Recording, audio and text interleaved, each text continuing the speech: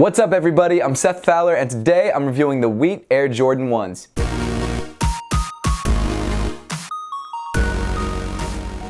Thanks so much for tuning in today, guys. Make sure to give me a follow at @RealSethFowler on Instagram and on Twitter. But with all that being said, let's get into it. First of all, I want to give a huge thank you to Jordan Brand and everyone who works over there for having me out to the holiday preview event on Monday. It was a crazy event. I got to see all the sneakers that are coming out for the rest of this year, which was really exciting. If you haven't seen my video on the event where I get to check out all the sneakers and give my thoughts on each one, make sure to do that. There'll be a link at the top of the screen and at the end of the video. And also one last thank you again to Jordan Brand, because at the end of the event, they gifted me this pair of Wheat 1s, which is incredible. I think they're awesome sneakers and it allows me to review them like a month early. So without further ado, here they are, the Wheat Air Jordan 1s.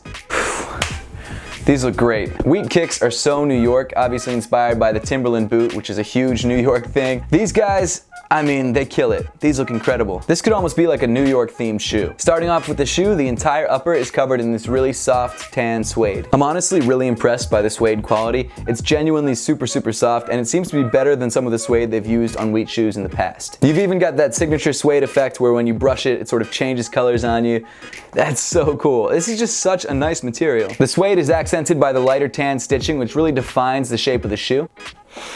It really does actually smell like suede too. You usually don't smell the material of the shoe when you're smelling the shoe, not that you guys do that, but you know what I'm getting at. When you open a new pair of shoes, you usually get that really great shoe smell, and usually that smell is glue, which I mean might smell good because of what you're associating it with, which is new shoes, but I mean genuinely this suede really smells nice. And I know that's not really that important of a point, but I mean honestly, when I opened the box, that was the first thing I noticed. The construction of the shoe is the same as your regular Air Jordan 1 highs. The only difference is of course the material that they used. Moving up the sneaker, you've got these wax tan rope laces, which really fall in line with the work boot aesthetic. If you're not a fan of these laces, they also come with regular flat laces and tan if you want to switch it out. Continuing up the shoe, you've got your regular nylon mesh tongue in a slightly lighter tan than the rest of the upper. That color paired with the sort of shimmer that the nylon mesh has really provides some nice contrast with the rest of the sneaker. At the top of the tongue, you find one of my favorite details on the shoe, which is this suede Nike Air tag. Rather than copping out and using the regular cloth tag, Jordan Brand went all out and used this embossed suede tag, which I think looks incredible. Inside the shoe, Jordan Brand switched out the materials again, and instead of using your regular mesh, they actually used this super plush soft fabric. It also kind of feels like they beefed up the padding a bit around the ankle area too, but it could just be the change of materials, I'm not sure. And finally inside the shoe, you've got this tan insole which matches the rest of the suede upper, and then a lighter tan Nike Air printed on top of it. Moving back on the shoe, you've got your suede Nike swoosh, and then another detail which I absolutely love on this sneaker,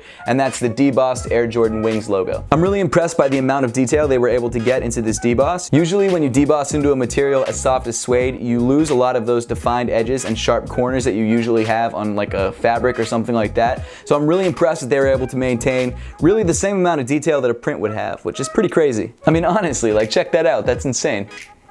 Moving around to the back of the shoe, there is a very slight difference between the kind of suede that they used on both the heel counter and also the top area right here. It seems to be a slightly longer, thicker suede, which I actually really like. You can't really notice it unless you're looking at it up close, but when you feel it, it's definitely softer to the touch and it's definitely thicker. Moving down the shoe, you get to another one of my favorite parts on the sneaker. I feel like I've been saying that a bunch, but you know what? Honestly, the Air Jordan 1's my favorite silhouette, and it's a really well executed Air Jordan 1, so I can't be mad at it. But like I was saying, moving down the shoe, you find your semi-translucent gum midsole and outsole. The construction of the midsole and the outsole is the same as your regular Air Jordan 1s, except this time around it's all one color instead of being your usual dual tone, and honestly I think it looks awesome. Overall, I think Jordan Brand knocked it out of the park. Like I said, the Air Jordan 1 is one of my favorite models, if not my favorite model of sneaker ever made, so the fact that they were able to use these really excellent materials on a shoe like this, I think they killed it. It's awesome.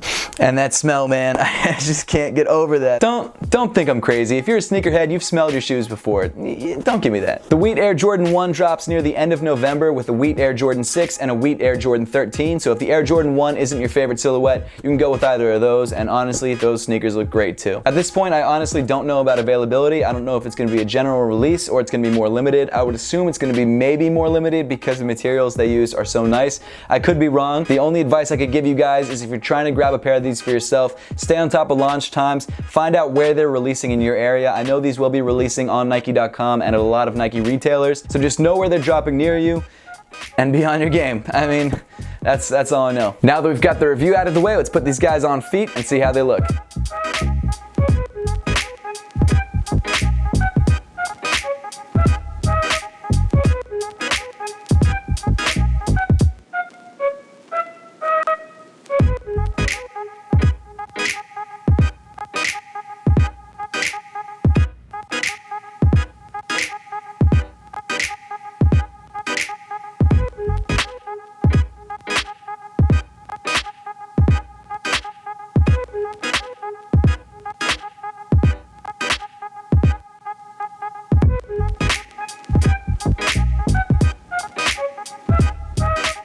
Make sure to leave a comment in the comment section down below letting me know what you think of the Wheat Air Jordan 1s and what your favorite Jordan Brand holiday release is. Once again, thank you so much to Jordan Brand for having me out to their event and gifting me this pair of shoes. I really appreciate it. And as always, guys, thank you so much for watching. Please make sure to give this video a big thumbs up if you liked it. Subscribe to me, Seth Fowler, if you want to see more content just like this, and follow me on all other forms of social media. The links will be in the description below.